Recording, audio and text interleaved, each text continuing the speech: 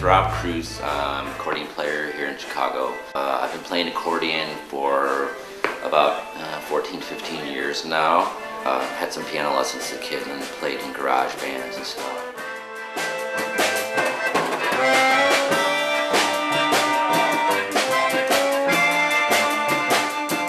About 14, 15 years ago, I decided I wanted to pick some kind of weirdo instrument and start learning it. And since I had some keyboard experience, I decided, and I also had an old beat to shit accordion that I'd inherited from an uncle of mine, which had been gathering dust in my closet for about 15 years. So, and right about the same time I discovered the music of the bandonian player and composer Astor Piazzolla. So I decided to take up the accordion.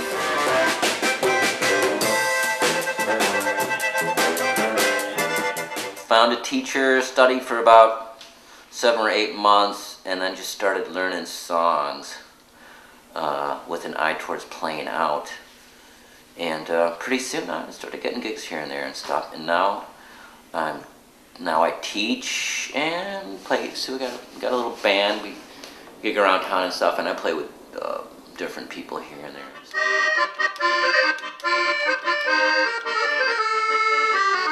This is a MIDI accordion right now. I was just playing. I've had this, let's see, I think about 2 months now, 2.5 months. Oh, so not very long at all. Not very long at all. It's brand spanking new. I drained most of my bank accounts to buy this puppy. So, okay. I thought it would really get me lots of chicks and stuff. Still working on that one. Isn't that why everybody plays music? In fact, it is. From what I've heard. I decided to get the MIDI accordion because I recently, not so recently, started a weirdo wedding band. Can I plug that here? Sure. The Dolce Vita Wedding and Variety Orchestra. Dolce Vita, V-E-E-T-A, like Velveeta, like the cheese. But anyway, so I put this band together with some friends of mine, and it was the first time that I was playing with a drummer with a full kit on a regular basis. And I quickly realized that that the volumes we were playing at, which are not super high volumes, but kind of low to moderate kind of rock and roll volumes, we were having a lot of trouble. I was having a lot of trouble getting enough volume from my acoustic accordion. I mean, I used to, I'd have little, the capsule microphone set up on the acoustic accordion, but I was still having trouble getting enough volume because generally they would start picking up all the other instruments as well. That kind of setup works fine for like folk music or small group things, but if you're playing any type of like rock and roll setup, I found that I was just not getting enough volume. Especially, I was kind of like the band leader, so people would be queuing off of me and following me during the songs and stuff. So when you need to be heard, the acoustic accordion was just not cutting it for me. So I decided to go with MIDI accordion.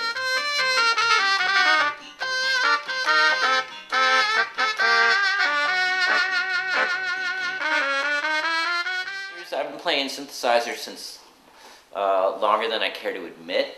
When I was a youngster, I had an ARP axe and I had a Fender Rhodes electric piano and stuff. But so I played analog synthesizers. Then later on, I had Casio for a while, and then a couple years back, I got myself a microKORG. So I've never really stopped messing around with synthesizers. But I was kind of hoping and looking for a way that I could kind of use multiple synthesizers in a live setting, and it seemed to me like I had learned about MIDI accordions a couple of years ago. I knew of their existence. The cost was kind of prohibitive for me, but the more I thought about it, the more I realized it's also a great way to utilize your old synthesizers, well, any synthesizer that's MIDI capable, or sound modules, whatever, because the MIDI accordion, well, as the name implies, this one has some sampled patches stored internally in a processor inside of it, and this particular accordion also has built-in speakers, a little amplifier in there, so I can play without plugging it into anything other than the power source. But it also has a MIDI out, and that's That's generally how I've used it on my gigs.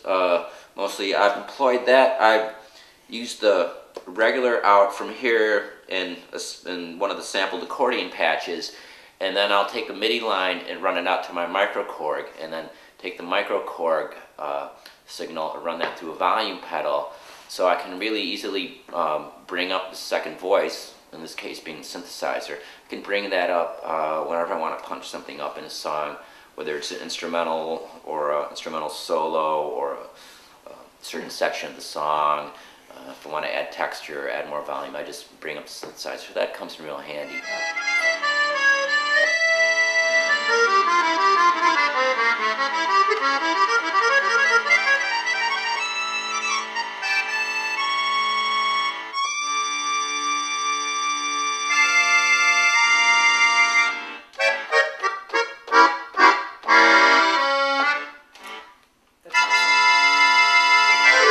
Did you get that? Did you get that? I did. Okay. Okay. Because I can't do that again. Nothing ever sounds the same way twice when I play it. That's the secret of my success.